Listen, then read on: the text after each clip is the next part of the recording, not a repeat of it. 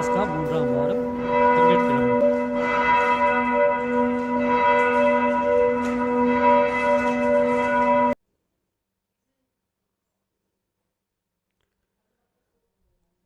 இன்றைய திருப்பலி வாசகத்தின் பதிலுரை பாடல் பல்லவியாக ஆண்டவர் திருச்சட்டப்படி நடப்போர் பேறு பெற்றோர்.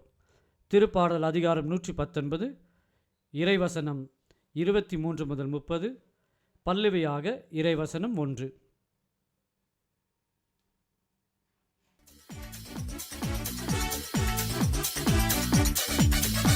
இறையாட்சியின் மனிதர்களே, மரிமைந்தனின் சீடர்களே, இறை அழைக்கின்றார், அன்பில் இணைக்கின்றார், புது உலகொன்றை படைத்திட வாருங்களே.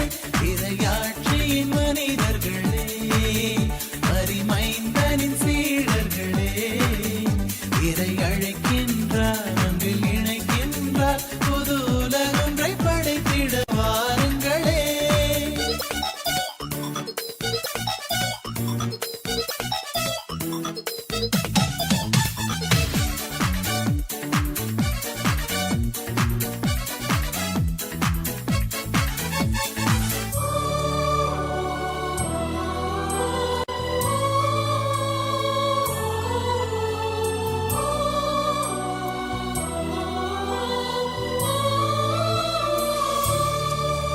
நாம் வாழும் இந்த பூமி நலமாகிட வேண்டாமா? நலிவுற்றவர் வாழ்வினில் நீதி என்று நிலைத்திட வேண்டாமா?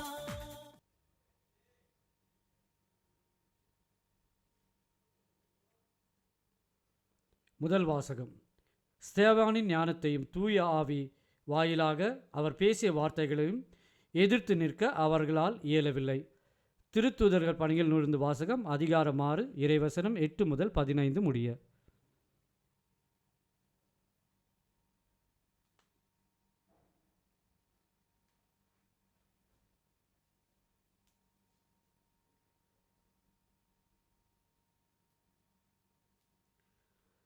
அந்நாள்களில் ஸ்தேவான் அருளும் வல்லமையும் நிறைந்தவராய் மக்களிடையே பெரும் அருள் செயல்களையும் அரும் அடையாளங்களையும் செய்து வந்தார்.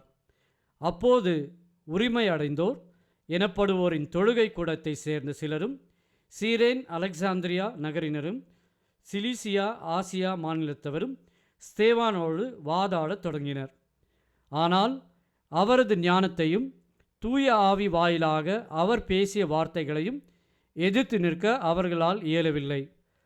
பின்பு அவர்கள் இவன் மோசேக்கும் கடவுளுக்கும் எதிராக பழி சொற்கள் சொன்னதை நாங்கள் கேட்டிருக்கிறோம் என்று கூற சிலரை தூண்டிவிட்டனர். அவ்வாறே அவர்கள் மக்களையும் மூப்பர்களையும் மறைநூல் அறிஞர்களையும் அவருக்கு எதிராக கிளர்ந்தெழச் செய்தார்கள். உடனே அவர்கள் எழுந்து வந்து அவரை பிடித்து தலைமை சங்கத்துக்கு இழுத்து சென்றார்கள். மேலும் பொய் சாட்சிகளை கொண்டு வந்து நிறுத்தினார்கள். அவர்கள் இந்த மனிதன் இத்தூய இடத்தையும் திருச்சட்டத்தையும் எதிர்த்து ஓயாமல் பேசி வருகிறான் என்று கூறினார்கள்.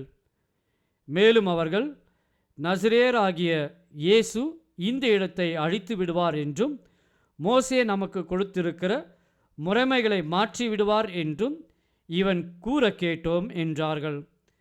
தலைமை சங்கத்தில் அமர்ந்திருந்த அனைவரும் அவரை உற்று பார்த்தபோது அவரது முகம் வானதூதரின் முகம் போல் இருக்க கண்டனர். ஆண்டவரின் அருள்வாக்கு. இறைவனுக்கு நன்றி.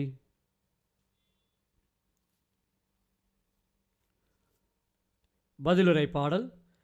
தலைவர்கள் ஒன்று கூடி எனக்கெதிராய் சூழ்ச்சி செய்தாலும் தம் ஊழியன் உம்முடைய விதிமுறைகளை குறித்தே சிந்திக்கின்றேன். ஏனெனில் ஒழுங்குமுறைகள் எனக்கு இன்பம் தருகின்றன, அவையே எனக்கு அறிவுரையாளர். பல்லவி.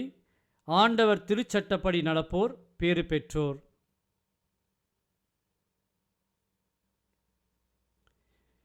என் வழிமுறைகளை உமக்கு எடுத்து சொன்னேன். நீர் என் மன்றாட்டை கேட்டருளினீர். வியத்தகு முறைகளை எனக்கு கற்றுத்தாரும். நியமங்கள் காட்டும் வழியை என்றும் உணர்த்தியருளும்.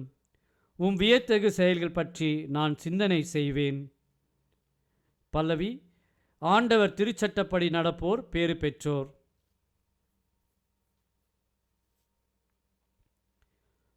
பொய் வழியை என்னை விட்டு விலக்கியருளும். உமது திருச்சட்டத்தை எனக்கு கற்றுத்தாரும். உண்மையின் பாதையை நான் தேர்ந்து கொண்டேன். உம் நீதி நெறிகளை என் கண் முன் நிறுத்தியுள்ளேன்.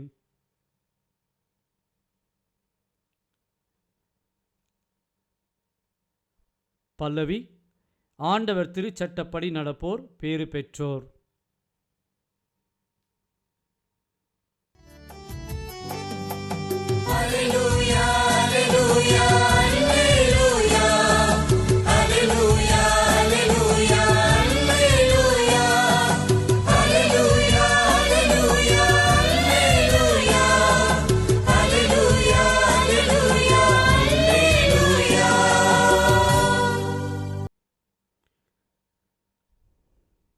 மனிதர் அப்பத்தினால் மட்டுமல்ல, மாறாக கடவுளின் வாய்ச்சொல் ஒவ்வொன்றாலும் வாழ்வர்.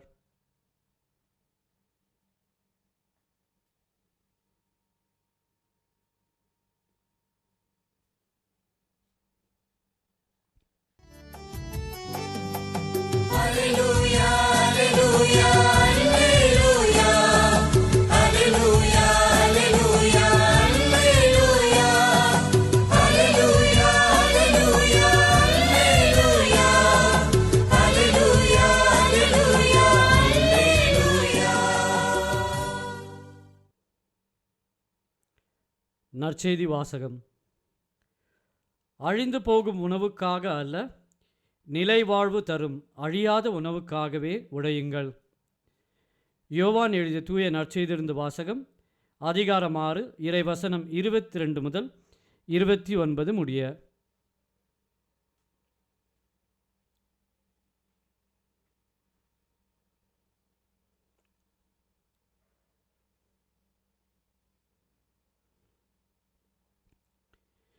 இயேசு 5000 பேருக்கு உணவளித்த பின் சீடர்கள் புறப்பட்ட கரையிலேயே மறுநாளும் மக்கள் கூட்டமாய் நின்று கொண்டிருந்தார்கள்.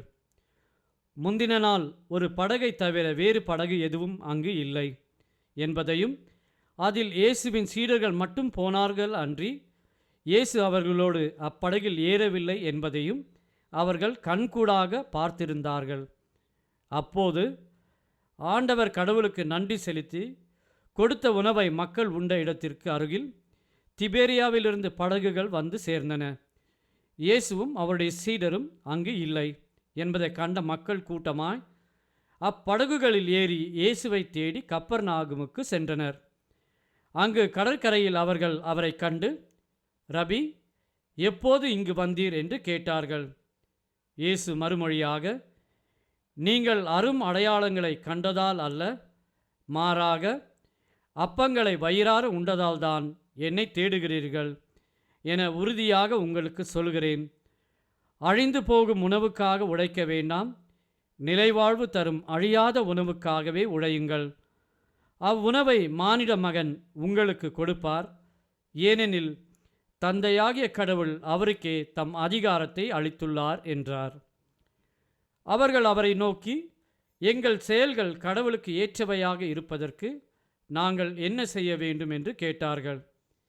இயேசு அவர்களை பார்த்து, கடவுள் அனுப்பியவரை நம்புவதே கடவுளுக்கு ஏற்ற செயல் என்றார். ஆண்டவரின் அருள்வாக்கு. கிறிஸ்துவே உமக்கு புகழ்.